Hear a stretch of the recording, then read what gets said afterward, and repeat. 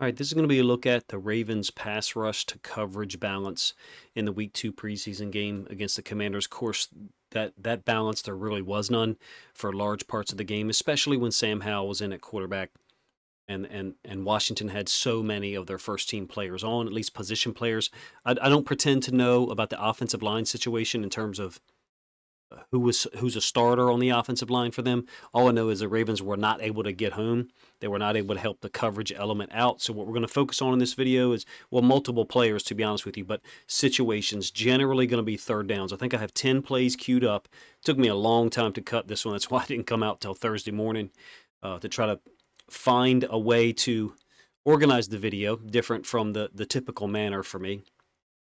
But mostly third downs. I think I will show you one first down and one second down. So in any case, this first one is a 3rd and 4, first possession from the negative 31-yard line.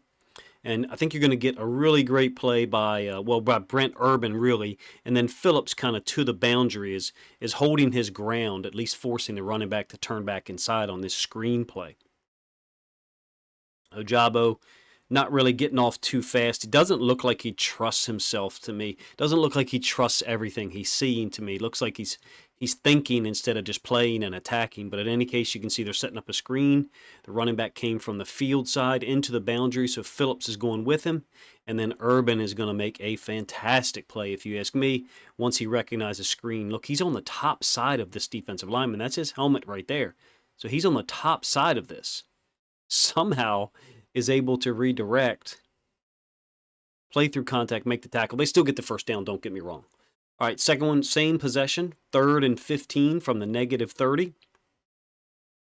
Trips left into the boundary, into the field, and then the tight end back here into the boundary, which Eric Bieniemy did a lot in this game. I think you've got a split field coverage here. I really do.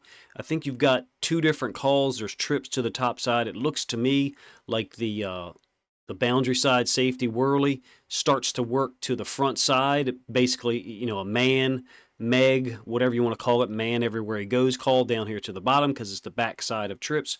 Ojabo really hesitates on these stunts. He just doesn't look like he trusts what's going to happen. Not saying that it really opens up anyway. Talking about where the D tackle kind of goes upfield, tries to take the guard with him into the inside half of the tackle, and then the DN kind of loops around. Regardless of whether something is open or not, in terms of the lane for him to rush through, because it's not always going to be, totally clear. He just doesn't look like he trusts it to me. The speed, the force that he brings on these stunts doesn't remind me of the guys that it really works for, at least in terms of my memory with the Ravens in previous years. Pernell McPhee, other edge players that were stunting inside. It just doesn't look like he trusts it to me through 2 games. Maybe the Ravens got bad personnel on here. In any case, you're trying to get the pick screen going down here to the bottom side. Moon is running the same thing to the top side. He at least looks active when he comes through here, even though he's a little bit late. He's active with his hands. There's some swipes or something, and then he realizes he's not going to get there, tries to get up and elevate. He's an active guy. Don't know if where he'll be in the pecking order as far as edge players. Not saying, I think he's better than Ojabo. I think he's this. I just know he looks active to me. All right, 2nd and goal from the 6. Haven't been getting pressure, so the Ravens are going to bring 5. I think you're going to get a blitz by Del'Shawn Phillips, who is another guy that plays with a lot of force. Cool stunt, but this is an example, I guess, of how the Ravens, with the group they had on the field against this group of Commanders offensive linemen, how they had to get things done. You can see they've got 3 hats lined up here. Boundary side inside linebacker looks like he could very well be man on the running back. No, that's not what they do. They stunt these guys inside. And then 41, Worley, is going to intentionally occupy the tackle. So they're trying to occupy the guard, which they do, with Ojabo. You can see Ojabo taking him on here. So Ojabo's, giving himself up here on this play. He's told to. Worley, additionally, is engaging the tackle so that the tackle stays locked up with him. Frees up Del'Shawn Phillips. So, obviously you got to be playing man in these situations when you're bringing 5. Unless you're doing, 3 deep, 3 under. Ravens playing man. At least get some pressure. and get it out of there. I didn't realize that Geno Stone played so much, to be honest with you. I couldn't really notice the number. Maybe the broadcast was zoomed out, I'm not sure. But in any case, I didn't think I saw 26 out there as much as I do in this film here. And again, I'm only showing you 10 plays, 8 of which are third downs.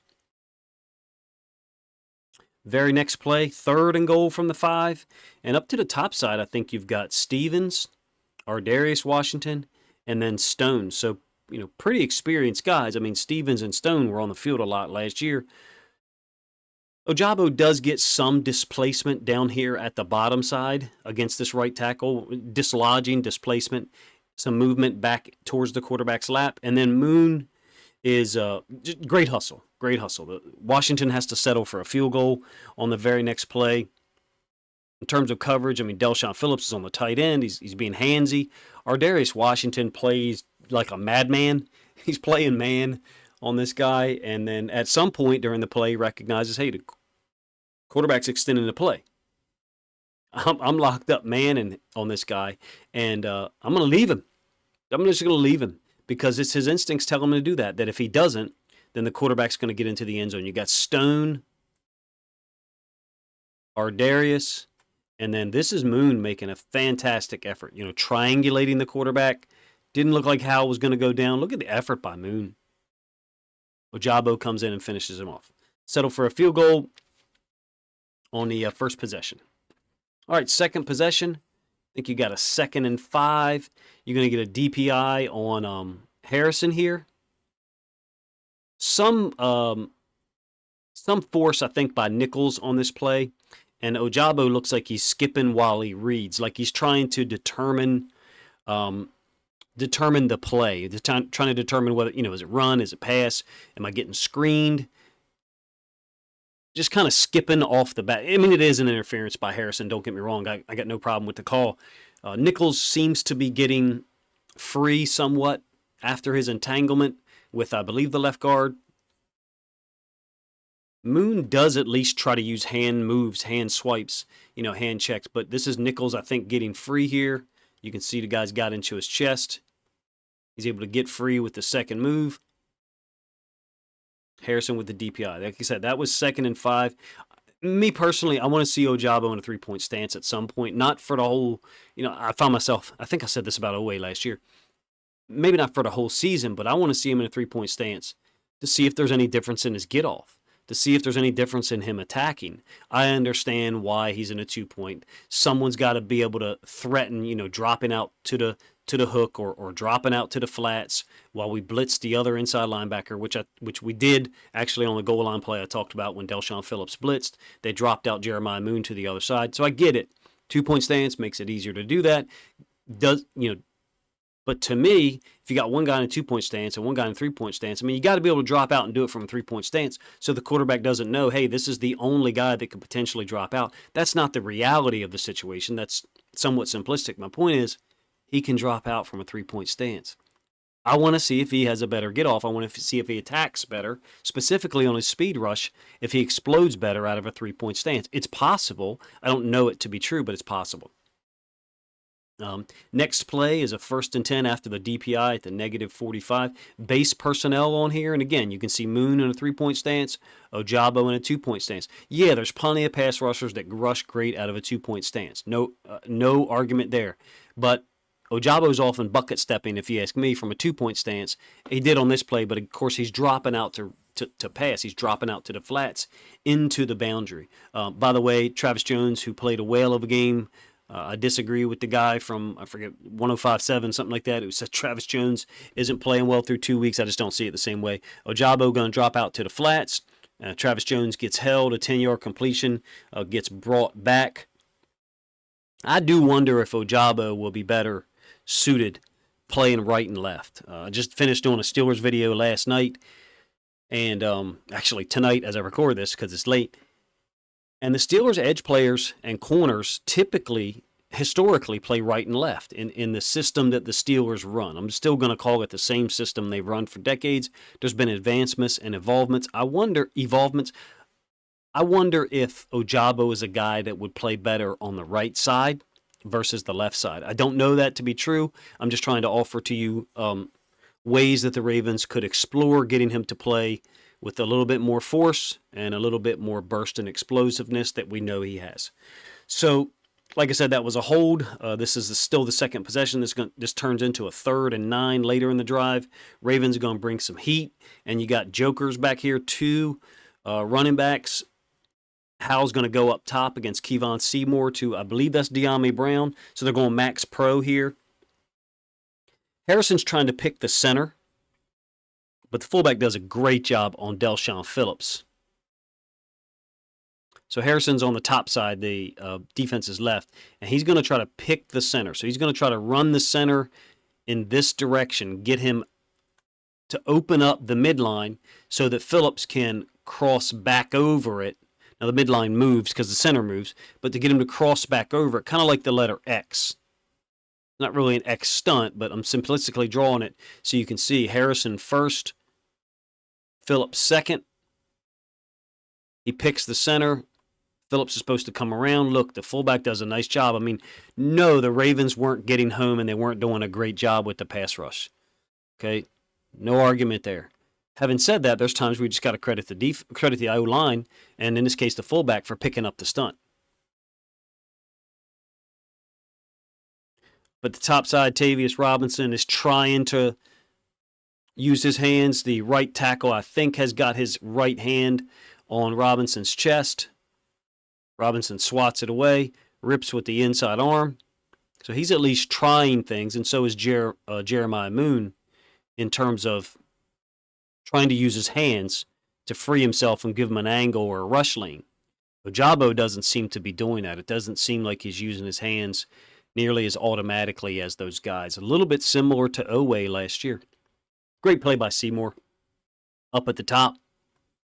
Definitely got man, and then man here. You got a low hole dropper, middle of the field dropper. Seymour, appears to be beat by De'Ami Brown. Recovers, gets his hands up just in time. Great play on a 3rd and 9.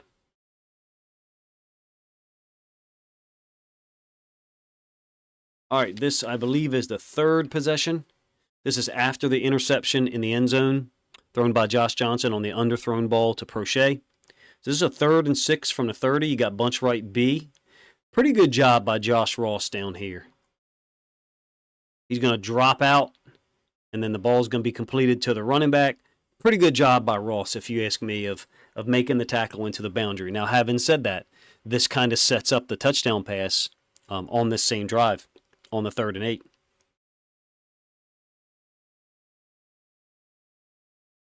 It's a mug look by the Ravens, so they look like they're, possibly going to bring 6. Got 6 guys lined up here. Ross and Welch both drop out. Welch gives great hustle on this play, by the way. Ravens appear to have things covered pretty well, except for, the potential for this kind of over-climb concept that the free safety would have to regard and try to defend. But Howell looks like he's looking to the boundary, to the X receiver, tight end. Ross, great job holding his leverage, using the sideline as a defender. Welch gets involved. I think Ross got the tackle. 4th and 3, I think very next play after that 3-yard gain. Another mug look by the Ravens. So you can see Welch and Ross is both back up there again, making it look like a 6-man rush. Watch 39 down here at the bottom side of the screen. I mean, they get the first down. It's the tipped pass by Travis Jones. So Jones wasn't winning the rep in terms of getting to the quarterback. So he, full stop, gets the hands up in the air. But look at 39. Jamming the X receiver and just knocking him to the ground. It's not Dotson because Dotson's 1. And then settling and getting his hands on the tight end and taking him as well. It's a nice job down there in coverage, playing a cover 2 technique down there to the boundary. Here's Jones dealing with 2 guys right now. Never know if that's a double team based on personnel. Probably in the preseason, it's just a scheme and that's it. Gets his hands on it, unfortunately for the Ravens, on a 4th and 3. The ball goes on its intended path still, and Jahan Dotson catches it for a first down. I think you've got Robinson down here at the bottom, getting chipped by the running back, and I think Ham up here at the top. Really, really can't get anything going on that rep in terms of either guy getting to the quarterback. You got the chip by the running back. Ham isn't able to get any more movement towards the quarterback, at least not with an angle, and another guard comes off and helps the right tackle. All right, last play of this breakdown, the touchdown, where Josh Ross gets beat by, I think, Gibson. It's a tough cover, man. I mean, now look where the ball is. The ball's in the middle of the field. It's not on the hash. So this is kind of a mirror image of the play I showed you 2 plays ago, the 3rd and 6, where I said Ross did a nice job into the boundary. The ball was on the left hash. The running back's feet was approximately like there. Ross drops out. He uses the sideline as a defender because there's less space there to defend. So this is just, a little pick screen by the tight end. Ross goes over the top. Now, one thing I'll say, I do think that you got to play this better as far as 3 over 2. Ross is jumping it like he thinks it's a wheel. That's what he thinks is coming. All right, so something's got to be communicated between the safety, Ross, and the corner. How are we going to handle this concept? Because this is a common concept. You're trying to make it look like some type of curl. Sometimes you bring it in. But either way, really all you're trying to do is pick this guy, run the wheel, and throw it over the top because he can't get there. In this case, Gibson brings it back into the middle of the field. How does Ross do this? He doesn't play this well in terms of the initial route. He's going over the top, fine, whatever. Him and the safety need to sort it out better. Watch what he does. That's pretty damn tough. I mean, it's still a touchdown. We still got to play it way better than that in the NFL. We got to be able to communicate, 3 over 2 and play it better. It's almost like he baseball turns it underneath and brings it back. That angle's drawn poorly because he doesn't run along the 3-yard line or the 2.5. Basically running right along the 1. Him and Welch can't stop Gibson from getting in. It's a great effort by him, even though he gets beat. And then, of course, it's obviously a cheap shot by, I think, the right guard. Options for the Ravens, sit here inside and then let the safety play over the top. What's the negative in that? Well, this guy could run to the middle of the field. You run the wheel, and now you've left the corner one-on-one with the tight end. Linebacker might be able to play a role on the inside shoulder and help out with that route, force the quarterback to throw it over the top of him, kind of like the second touchdown that Vokalek had, the stick nod concept where he ran it over top of him. That's option 1. Option 2, just zone it. Corner push inside and then settle into the flats. Take the wheel. If you have the flat, you have the wheel. Inside linebacker and safety would then match up on the curl, the slant, whatever you want to call it, whatever route he runs. Those are different options. You could just man it up, which is, I think, what they were trying to do here. Why did they do that? Because 2 plays earlier, essentially that's what they did into the boundary, even though I think Ross was really taking a zone drop. In any case, look, pass rush wasn't fantastic. We all know that. I wanted to try to show some individual reps, talk about certain players, what they did or didn't do in certain situations. Ravens pass rush will be better. We get Oweh on the field, Clowney. Ojabo's got a long way to go. There's no doubt about it. He's got to be more decisive. He's got to use his hands better. It almost seems to me like he's in the same place Oweh was last year. Thinking, maybe reacting, and not going in there with a plan. This is what I'm going to do, and you're either going to handle it or you're not. And having those secondary moves built into that primary move, meaning I'm halfway or a third of the way through my intended pass rush technique, and the offensive tackle's doing this, so I can do that based off of my first move, my first rush. I don't mean from one play to the other. I mean in the middle of the play. Maybe he's not capable of doing that yet. Maybe his moves aren't well defined enough. That is a reason why some edge rushers, some corners, some D tackles play on the right side or the left side. Because now you're not working technique with your right foot forward and your left foot forward from either side. You're only working your technique from one side. There are some benefits to that. I will tell you from a personal standpoint as a defensive coordinator, we did do that one year, finally. We had a young guy that played for us, go to college, play D-end, I think Division II level, come back, coach with us, and advocate for right and left defensive ends. Now, we did flip our D tackles, but in keeping our D ends, outside linebackers really in a 3-4 because that's what we played, keeping them on one side or the other, we did think we saw increased technique. We did think we saw more automatic hand moves, escape moves. It looks to me like that could benefit Ojabo. I'm just throwing stuff out there based on my experience, which is clearly limited based, compared to the NFL level, but somebody in the room should be advocating for how do we help this guy out, because he's going to be on the field and we want to see him play fast. I want to see people play fast and play wrong rather than play slow and get lucky, if that makes sense. So far, Ojabo has been playing slow and hasn't been getting lucky, specifically in this game. I thought he did some better things against the run, against the Eagles, really on 2 plays. And then on a coordinated stunt, I thought he looked really good. To me, on the stunts where he's giving himself up, like the one that I showed you down near the other end zone, he's very decisive. He's very abrupt. I'm going to do my job. And then the weird thing is, on the stunts where someone else is supposed to pick or screen an offensive lineman and he's supposed to be the beneficiary of that, that seems to be when he hesitates. That's not my experience. My personal experience coaching kids, high school and youth, my personal experience is it's the other way around, because we would explain it to them like, hey, this is your play. This is a stunt we're running to free you up. It's just like the running back. When you get the ball, you're going to run hard. Don't know if you know this. Some running backs, when they're not getting the ball, they don't run hard. Some wide receivers, when they're not getting the ball, they don't run hard. But they do when their play is called. And my point is, Ojabo, in a weird way, on these stunts when he's given himself up for someone else, like the Delshon Phillips blitz, he's giving you everything he's got. He's dedicated to his angle of attack or taking on whichever side of the guard he's supposed to take on, whatever they're teaching. But then when they're running the stunt, that he's the beneficiary of the stunt, is when he's hesitating. And that's what I mean when I say I think he's thinking. Maybe I should have called this the David Ojabo film study for me, but I just thought it was more appropriate to try to talk about some of the coverages, even though I generally talked about the pass rush, I think, and try to talk about that balance, or at least hearken to that balance that we need more of, once the games start clearly. Appreciate you guys' time. If you enjoyed the video, you probably didn't enjoy watching the Ravens not get pressure on the quarterback, and I didn't either. But hopefully you enjoyed how the guys competed. I hope you enjoyed the video and how I broke it down. Please consider commenting in the comments section once the video posts up.